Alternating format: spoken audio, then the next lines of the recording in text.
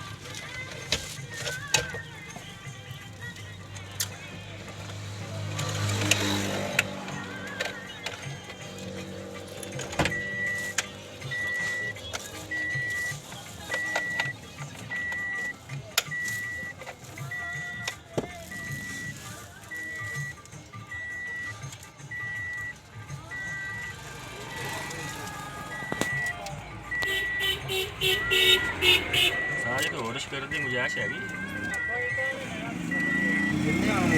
तेरे सामने मोड़ा है कि पराठा वाला कितना की घाटा है ये तो ये तो अब बंदा इसके दिल दबा दे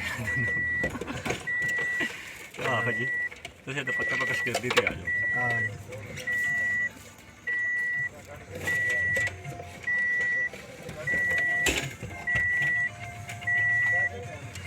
इस बंदे ने बड़ा शौक है जब गड़ा बजा पाया होवे मैं सही कीती रखा सही।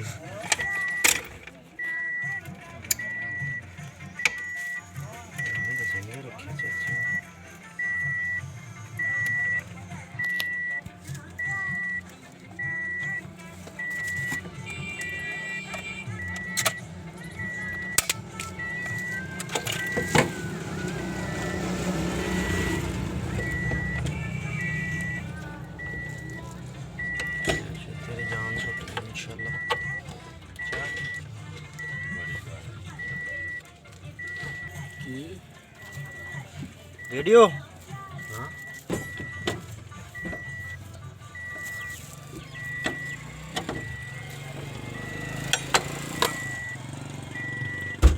और है कोई बड़ी बड़ी टेंशन लगी खड़े हैं दूसरी साथ है ये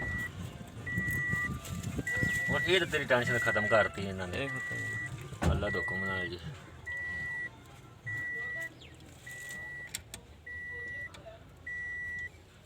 अच्छा तुसी भी यानी कि वो तजर्बा उम्र गुजरी है। वो मोटर छोटी जोर लांदी रहंदी, एक तो फिल्टर जल्दी चोक होंदा नहीं सानू इस गल इल्म नहीं हो सी। गया तार पैसे पूछे चला फिर अगले बंदे की मर्जी होती रीसेट है करके ना 300 रुपये ला ला स्कैनर ला के। तार भी चाहिए किन्ने दो स्पीकर अच्छा टेप वो तो असल नु पूछ ला किन्ने पैसे होंदे।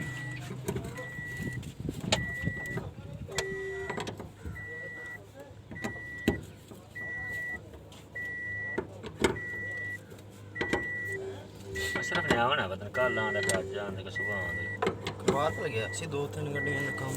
अशरफ ये आधा ही लियाओ अच्छा इसी पर ट्यूनिंग तो ने कीती सी बहुत दिन हो गए। गैस तो अपने नीचे एक होंदा रेडिएटर वाला मसला था अपने तरह वो आंदा मैं उत्थे करा सा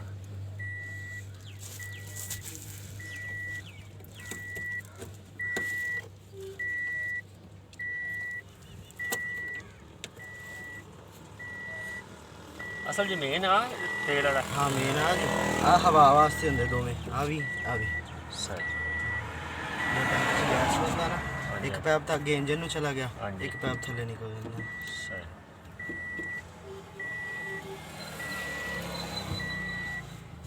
ਨੋਜ਼ ਪਲਾਸ ਨਹੀਂ ਲਾਇਆ ਤੂੰ अरे ये सर छोड़ो इसके ना काटो ਅੱਛਾ ਸਾਜੀ ਇਹਨਾਂ ਨੇ ਆਪਣਾ ਟੇਪ ਲਾਇਆ ਜਾਂ ਉੱਥੋਂ ਨਾ ਇਲੈਕਟ੍ਰੀਸ਼ੀਅਨ ਨੇ ਪਿਛਲੇ ਤਾਰਾਂ ਨਹੀਂ ਦੇ ਜਿਹੜੇ ਇੱਥੋਂ ਜੀ ਇੱਥੋਂ ਨਹੀਂ ਨਹੀਂ ਉਹ ਨਾ ਥੋੜੀ ਟੇਪ ਪੂਰਾ ਕਰੋ ਨਾ ਆ ਪਰੋ ਪਰੋ ਪਰੋ ਇੱਥੇ ਤਾਂ ਮਛਲੀਆਂ ਸੀ ਨਹੀਂ ਨਹੀਂ ਉਹ ਪਰੋ ਯਾਰ ਉਹਨੇ ਵਿੱਚ ਦੀਆਂ ਦੇ ਇਹਦੇ ਵਾਲਾ ਆ ਸ਼ਾਲ ਨੇ ਟੈਸਟ ਨਹੀਂ ਕਹਿੰਦੇ ਆਵੇ ਹਾਂ ਸਾਈਡ ਤੇ ਹੈ ਇੱਕ ਤੋਂ ਆ ਤਿੰਨ ਚਾਰ ਤਾਂ ਆਵੇ ਚੈੱਕ ਨਹੀਂ ਕਰ ਅੱਛਾ ਮੈਂ ਟੇਪ ਕਰ ਦਿੰਦਾ ਹਾਂ ਇਹਨੂੰ ਟੇਪ ਕਰਾਂ ਕਿਉਂਕਿ ਫਿਰ ਤੁਸੀਂ ਕਰ ਹਾਂ ਮੈਂ ਸਟਾਰਟ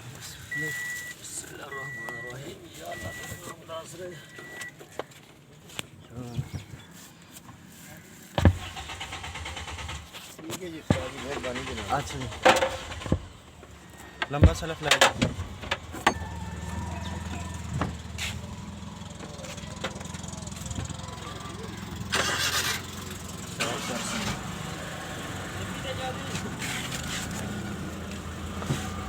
अच्छा बार हवा मारी है फ्यूज बक्से ने मारी वाह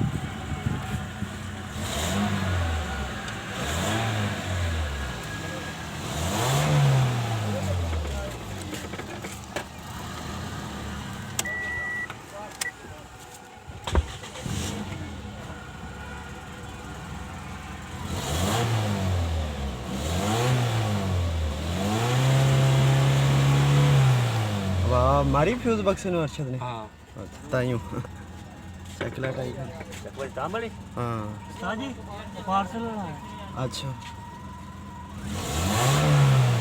ਹੁਣ ਤੂੰ ਟਰਾਈ ਲਵੀਂ ਤੇ ਦੱਸੀ ਇੱਥੇ ਹੀ ਅੱਛਾ ਹਾਂ ਟਰਾਈ ਚ ਦੱਸੇਗੀ ਗੱਡੀ ਤੈਨੂੰ ਚੱਕ ਬੱਤੀ ਤੇ ਕੀ ਹਾਲ ਹੈ